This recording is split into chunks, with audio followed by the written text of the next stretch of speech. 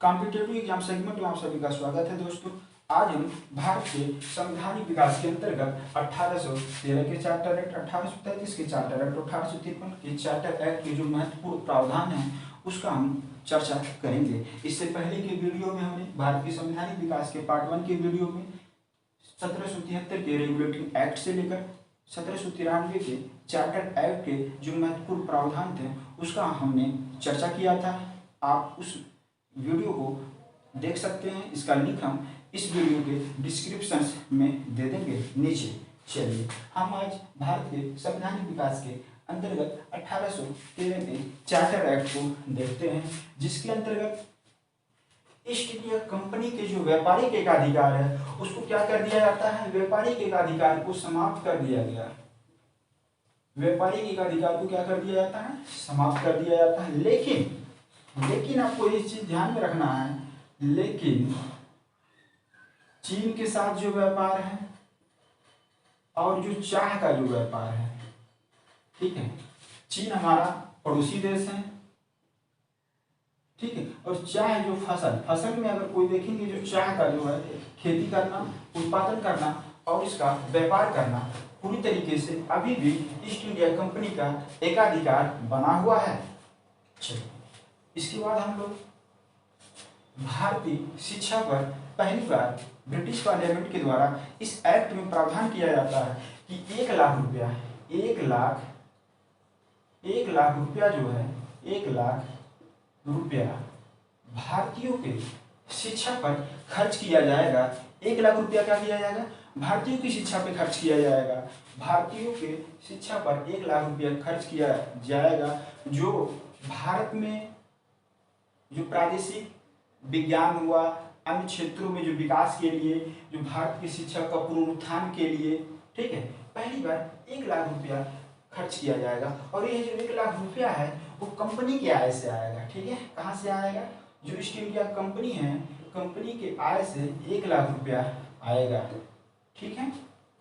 चलिए ईसाई मिशनरियों को लाइसेंस के माध्यम से, ईसाई मिशनरियों को इस एक्ट के माध्यम से लाइसेंस दे दिया जाता है, जिससे कि वे भारत में धर्म का प्रचार और शिक्षा का प्रचार प्रसार कर सकते हैं। करने की जो है छूट दे दी जाती है, किस लिए, धर्म के प्रचार की और शिक्षा के जो प्रचार है प्रसार के लिए, शिक्षा के प्रचार और प्रसार के लिए क्या की जाती है, छूट दे दी जाती है, ठीक है। तो यहाँ पर 1813 के चार्टर एक्ट के महत्वपूर्ण बिंदु यही है कि कंपनी के व्यापारिक एकाधिकार को समाप्त कर दिया गया, लेकिन जो पड़ोसी देश है चीन, उसके साथ एकाधिकार बना रहेगा व्यापार का। और फसल में हम देखते हैं चाह का जो है उसका खेती करना, उसका उत्पादन करना और उसका जो निर्यात और व्यापार करना पूरी तरीके से अभी ईस्ट इंडिया कंपनी के हाथों में बना रहता है। भारतीयों की शिक्षा पर 1 लाख रुपया खर्च किया जाता है। यह रुपया जो है, पैसा जो है कंपनी के आय से आएगा। इससे जो भारत में शिक्षा का पुनरुत्थान हुआ, भारतीय के प्रदेशों में विज्ञान आदि का प्रसार किया गया। और इस अधिनियम में ईसाई मिशनरियों को लाइसेंस दे दिया जाता है, जिसके माध्यम से वह ईसाई धर्म का प्रचार प्रसार कर सकते हैं। और फिर 1813 में कंपनी के शासन को 20 वर्ष के लिए और बढ़ा दिया जाता है। 20 वर्ष का चार्टर जो है और बढ़ा दिया जाता है। 20 वर्ष का जो चार्टर है कंपनी को और दे दिया जाता है, या भारत में शासन करिए, ठीक है। अब इसके बाद 20 वर्ष के बाद हम लोग देखते हैं फिर ब्रिटिश पार्लियामेंट के द्वारा 1833 का चार्टर एक्ट लाया जाता है। यहाँ पर इस एक्ट के जो महत्वपूर्ण प्रावधान है को हम लोग देखने और समझने की कोशिश करेंगे। चलिए 1833 के चार्टर एक्ट के तहत सबसे महत्वपूर्ण बदलाव यही होता है कि अब जो बंगाल का गवर्नर जनरल है, ठीक है, जो बंगाल का गवर्नर जनरल है, ठीक है, बंगाल का गवर्नर जनरल, बंगाल का जो गवर्नर जनरल है वह भारत का गवर्नर जनरल कहा जाने लगेगा। भारत का जो है गवर्नर जनरल कहा जाने लगेगा, भारत का गवर्नर जनरल, ठीक है, भारत का गवर्नर जनरल कहा जाने लगेगा। और इस प्रकार लॉर्ड विलियम बेंटिंक जो हैं, विलियम बेंटिंक, ठीक है, विलियम बेंटिक विलियम बेंटिंक जो है भारत के प्रथम गवर्नर जनरल बनते हैं। साथ ही साथ बंगाल के जो गवर्नर जनरल अब क्या कहा जाने लगेंगे, भारत के गवर्नर जनरल। और भारत के गवर्नर जनरल प्रथम कौन बनते हैं, विलियम बेंटिक। साथ ही साथ जो अन्य प्रेसिडेंसी हैं, जो भारत में अन्य जो प्रेसिडेंसियां हैं, जैसे बॉम्बे प्रेसिडेंसी, मद्रास प्रेसिडेंसी जो है, और जो अन्य प्रेसिडेंसी हैं, ठीक है, जो अन्य प्रेसिडेंसी हैं के गवर्नर से विधि बनाने की शक्ति को क्या कर लिया जाता है, छीन लिया जाता है। मतलब क्या है, अब विधि बनाने की जो शक्ति है क्या की गई, विधि बनाने की शक्ति, जो कानून बनाने की शक्ति है, वो समाप्त कर दिया जाता है। क्या कर दिया जाता है, समाप्त कर दिया गया। बॉम्बे, मद्रास और अन्य प्रेसिडेंसी के जो गवर्नर हैं, अब वह विधि और कानून नहीं बना सकते हैं, पूरी तरीके से समाप्त कर दिया जाता है। अब भारत का जो गवर्नर जनरल है वह पूरे भारत क्षेत्र के लिए कानून बनाएगा, विधि बनाएगा, उसको लागू करवाएगा, ठीक है। पूरी जिम्मेदारी भारत के governor general Lord William Bentinck को दे दी जाती है। इसके बाद इस पद को आगे जो भी गवर्नर जनरल सुशोभित करते हैं, उन इस कर्तव्यों को निभाते हैं। चलिए दूसरी चीज हम लोग यहाँ देखते हैं, अब कंपनी को जो है व्यापारिक एकाधिकार हम लोग इस एक्ट में देखते हैं, सिर्फ दो चीज बचा रहता है, चीन के साथ व्यापार और चाय का व्यापार। यहाँ पर क्या किया जाता है, वो भी समाप्त हो जाता है पूरी तरीके से। कंपनी का जो व्यापारिक एकाधिकार क्या हो गया, यहाँ पर समाप्त हो गया। कंपनी का जो व्यापारिक एकाधिकार है पूरी तरीके से, कंपनी का जो व्यापारिक एकाधिकार क्या कर दिया गया, समाप्त कर दिया गया। अब केवल कंपनी के पास राजनीतिक अधिकार बचे हुए हैं। चलिए तो अब हम लोग आगे के प्रावधानों पर चर्चा करते हैं। विधि आयोग, लॉर्ड मैकाले की अध्यक्षता में, लॉर्ड मैकाले की अध्यक्षता में एक विधि आयोग का गठन किया जाता है। लॉर्ड मैकाले की अध्यक्षता में विधि आयोग का गठन किया जाता है, जो भारतीय जो कानून है, भारतीय कानूनों को संचित, जो भारतीय कानून है उनको संचित करने के लिए, लिपिबद्ध करने के लिए,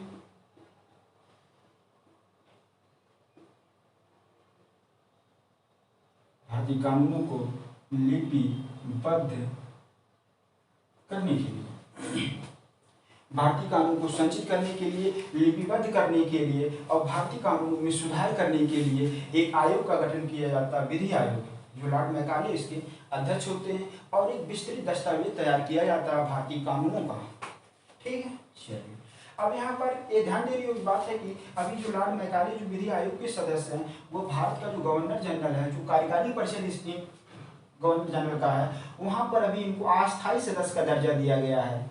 अभी इनको अस्थायी सदस्य का क्या दिया गया है, अस्थायी सदस्य का क्या दिया गया है, दर्जा दिया गया है। मतलब क्या है, जो भारत का गवर्नर जनरल है उसका जो कार्यकारी परिषद है, वहाँ के अस्थायी सदस्य अभी लॉर्ड मैकाले बने रहेंगे। इसका मतलब ये हुआ कि अभी इनको वोटिंग राइट दिया नहीं गया, मताधिकार का दिया नहीं गया है, ठीक है। इसका मतलब ये बहुमत के आधार पर जब निर्णय लिया जाता है कार्यकारी परिषद में, बहुमत के आधार पर जब निर्णय लिया जाता है कार्यकारी परिषद में, अभी वहाँ पर ये अपना विचार रख सकते हैं, लेकिन वहाँ पर बहुमत में भागीदार होने का अधिकार अभी इनको नहीं प्राप्त है।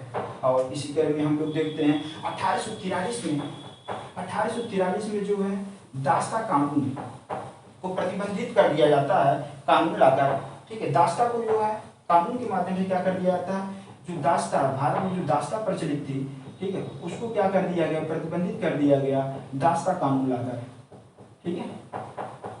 दास्ता प्रतिबंधित हो गया पूरी तरीके से भारत में। और उसका नेतृत्व जो करते हैं एलन बैरो करते हैं, दास्ता को समाप्त करने का जो नेतृत्व करते हैं वह एलन बैरो के नेतृत्व में भारत में दास्ता को समाप्त किया जाता है, ठीक। चलिए तो यहाँ पर 1833 के चार्टर एक्ट के महत्वपूर्ण प्रावधान यही है, ठीक है। अब हम लोग आगे 1853 के चार्टर एक्ट पर चर्चा करेंगे। यहाँ पर जो है कंपनी के जो व्यापारिक और राजनीतिक अधिकार, पूरी तरीके से हर एक अधिकार जो हैं कंपनी के, मतलब ईस्ट इंडिया जो कंपनी है, ईस्ट इंडिया कंपनी के ईस्ट इंडिया कंपनी के जो राजनीतिक अधिकार अभी यहाँ बचे हुए थे उसको पूरी तरीके से समाप्त कर दिया जाता है। इस प्रकार हम देखते हैं 1853 के चार्टर एक्ट तक आते आते कंपनी के सभी अधिकार जो होते हैं, व्यापारिक अधिकार से लेकर राजनीतिक अधिकार, सभी क्या हो जाते हैं, समाप्त हो जाते हैं। सभी क्या हो गए, समाप्त हो गए। ईस्ट इंडिया कंपनी के सभी अधिकार क्या हो गए, समाप्त हो गए। और यह कहा जाता है ब्रिटिश पार्लियामेंट के द्वारा इस अधिनियम में कि अब ईस्ट इंडिया कंपनी जो है भारत का क्षेत्र जो है एक ट्रस्ट के रूप में देखभाल करेगी। भारत का जो क्षेत्र कैसे करेगी, ट्रस्ट के रूप में देखभाल करेगी। ठीक है, भारत का ट्रस्ट जो है ट्रस्ट के रूप में देखभाल किया जाएगा, देखभाल किया जाएगा जब तक ब्रिटिश संसद ऐसा चाहे। ठीक है दोस्तों, जब तक ब्रिटिश संसद ऐसा चाहे। ठीक, अब यहाँ पर दूसरा डेवलपमेंट क्या किया जाता है, जो प्रतियोगी परीक्षा के माध्यम से जो कंपनी के जो शासन है जो किया जाता था, जो अधिकारी और उसमें कर्मचारी जो भाग लेते हैं उसमें जो है अब कोर्ट ऑफ डायरेक्टर के माध्यम से नियुक्तियां नहीं की जाएंगी। जैसे हम लोग पढ़े थे courts of director. Courts of director क्या करता था, कंपनी में जो है सदस्यों और अधिकारियों की नियुक्ति करता था। Courts of director, courts of directors,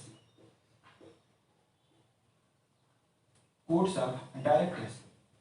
ठीक है, कोर्ट्स ऑफ डायरेक्टर्स जो है अब प्रतियोगी परीक्षा के माध्यम से नियुक्तियां होगी। कंपनी के शासन में जो अधिकारी और कर्मचारी जो भाग लेते हैं उनकी जो नियुक्तियां होगी प्रतियोगी परीक्षाओं के माध्यम से किया जाएगा।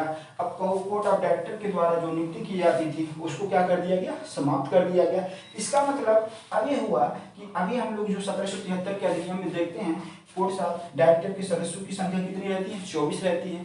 तो अब इनके जब अधिकार को समाप्त कर दिया जाता है नियुक्ति के कंपनी में, इसलिए अब इनके सदस्यों की संख्या को घटाकर कितना कर दिया जाएगा, 18 कर दिया जाएगा। ठीक, कोर्ट्स ऑफ डायरेक्टर के सदस्यों की संख्या कितना कर दिया गया, घटाकर 18 कर दिया गया। ठीक है दोस्तों, अब हम लोग आते हैं आगे के प्रावधानों की चर्चा करेंगे। तो इसके बाद 1858 का जो अधिनियम आएगा, 1861 का भारत परिषद अधिनियम, 1892 का जो भारत परिषद अधिनियम है। फिर उसको हम लोग देखते हैं 1909 में एक्ट आता है जिसको हम लोग बोलते हैं मार्लेबुटो सुधार भी बोला जाता है। फिर 1919 का जो मॉन्टेग्यू चेम्सफोर्ड सुधार है। और फिर उसके बाद भारत सरकार अधिनियम जो 1935 में जब हम अध्ययन करते हैं, और आप लोगों को ज्ञात होगा कि भारत का जो संविधान का 70% से जो अधिक हिस्सा है वो भारत सरकार अधिनियम 1935 से शब्दशः या कुछ रूपांतरों के साथ ले लिया गया है। ठीक है, तो हम लोग देख रहे हैं कि भारत के संवैधानिक विकास में किस प्रकार ब्रिटिश पार्लियामेंट के द्वारा जो समय समय पर जो एक्ट चार्टर लाए जाते हैं वो भारत के संवैधानिक विकास का जो है अंततोगत्व आधार बनते हैं। ठीक है, चलो यहाँ देखते हैं कि जो लॉर्ड मैकाले अस्थायी सदस्य रहते हैं गवर्नर जनरल की कार्यकारी परिषद में, यहाँ पर क्या किया जाता है, यहाँ पर जो गवर्नर जनरल की जो कार्यकारी परिषद है, जो गवर्नर जनरल की कार्यकारी परिषद है वहाँ पर यहाँ पर इनको अस्थायी सदस्य का दर्जा हटाकर अस्थायी सदस्य का दर्जा दे दिया जाता है। परिषद में अस्थायी सदस्य का जो दर्जा है उनको दे दिया गया, अस्थायी सदस्य बना दिया गया। ठीक है, अब देखिए अब लॉर्ड मैकाले को यहाँ क्या बना दिया गया, अस्थायी सदस्य बना दिया गया। जो लॉर्ड मैकाले हैं, लॉर्ड मैकाले को जो गवर्नर जनरल की कार्यकारी परिषद उसमें अस्थायी सदस्य का दर्जा बना दिया गया।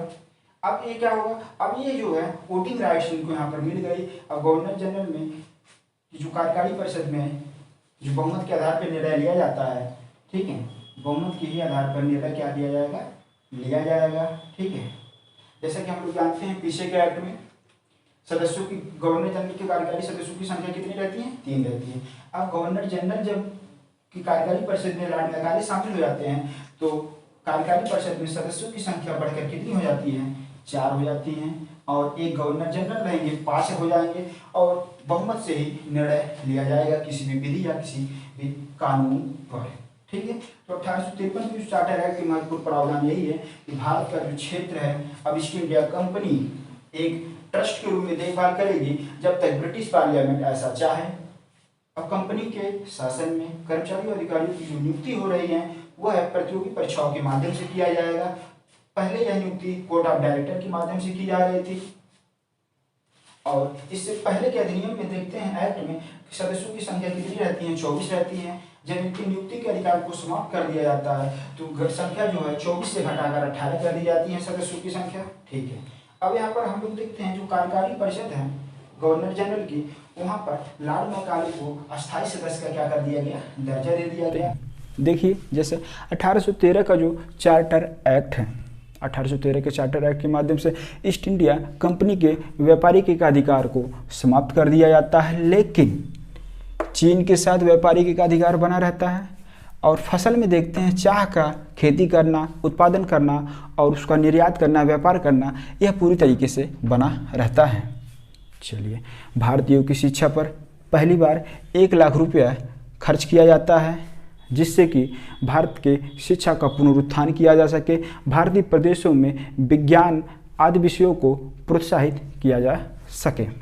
चलिए, ईसाई मिशनरियों को भारत में लाइसेंस के माध्यम से धर्म और शिक्षा के प्रचार प्रसार की अनुमति दे दी जाती है।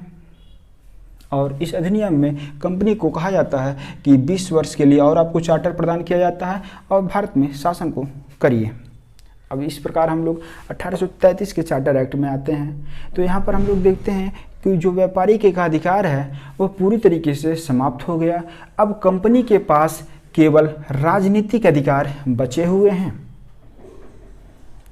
और यहाँ पर एक महत्वपूर्ण परिवर्तन ये हम लोग देखते हैं कि जो बंगाल का जो गवर्नर जनरल है, अब भारत का गवर्नर जनरल कहा जाने लगता है, पूरे भारतीय क्षेत्र का गवर्नर जनरल कहा जाने लगता है। और इस प्रकार विलियम बेंटिंक जो हैं भारत के प्रथम गवर्नर जनरल बनते हैं।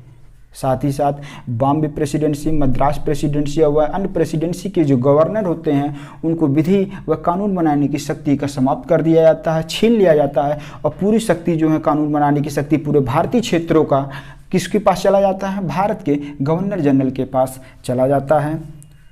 दूसरे पॉइंट में हम लोग चर्चा करेंगे विधि आयोग। भारत के लिए एक विधि आयोग का गठन किया जाता है लॉर्ड मैकाले की अध्यक्षता में, जो भारतीय कानूनों को संचित लिपिबद्ध करने व सुधार करने के उद्देश्य से गठित किया जाता है और एक सभी कानूनों को संग्रह करके एक दस्तावेज तैयार किया जाता है। यहाँ पे ध्यान देने योग्य बात आपकी ये है कि अभी यहाँ पर जो लॉर्ड मैकाले हैं वह गवर्नर जनरल की जो कार्यकारी परिषद है वहाँ पर वे अस्थायी सदस्य का दर्जा भी इनको प्राप्त हुआ। इसका मतलब ये है कि ये वोटिंग राइट इनको नहीं प्राप्त है। ये गवर्नर जनरल की जो कार्यकारी परिषद है उसमें वो वोट नहीं दे सकते हैं, विचार रख सकते हैं, अपनी बातों को रख सकते हैं, लेकिन वोटिंग राइट नहीं है। इसका तात्पर्य हुआ कि बहुमत के में भागीदार अभी नहीं हैं।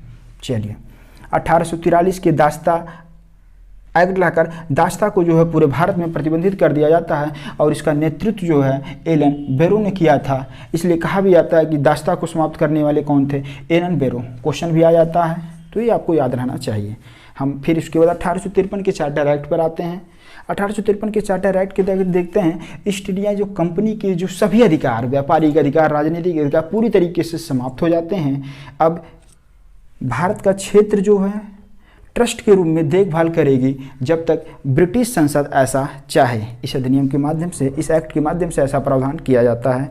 फिर इसमें एक प्रावधान और है कि प्रतियोगी परीक्षाओं के माध्यम से अब कंपनी की जो शासन है में जो अधिकारी और कर्मचारियों की जो नियुक्ति होती है वह प्रतियोगी परीक्षाओं के माध्यम से किया जाएगा। प्रतियोगी परीक्षाओं के माध्यम से पूरी तरीके से नियुक्तियाँ किया जाएगा। जैसे कि हम लोग पीछे के एक्ट में देखते हैं कि कर्मचारियों की नियुक्ति और सदस्यों को जो है वह कोर्ट ऑफ डायरेक्टर के माध्यम से किया जाता था। पहले इसमें 24 सदस्य थे। जब इनकी नियुक्ति के अधिकार को समाप्त कर दिया जाता है तो इनके सदस्यों की संख्या जो है घटाकर 18 कर दी जाती है। ठीक है, और अब कंपनी में कर्मचारी और अधिकारियों की नियुक्ति जो है प्रतियोगी परीक्षाओं के माध्यम से की जाएगी।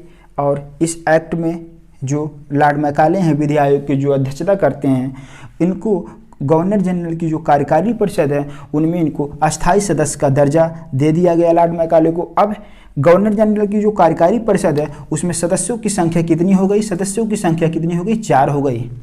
ठीक है, और एक गवर्नर जनरल हो गए, भारत के जो गवर्नर जनरल हैं, तो पूरे 5 सदस्य हो गए। और जो भी विधि कानून बनाया जाएगा सर्वसम्मति से आपस में निर्णय लिया जाएगा और बहुमत से किसी भी विषय पर, किसी भी विधि पर मतलब प्रस्तावित पारित किया जाएगा कानूनों को।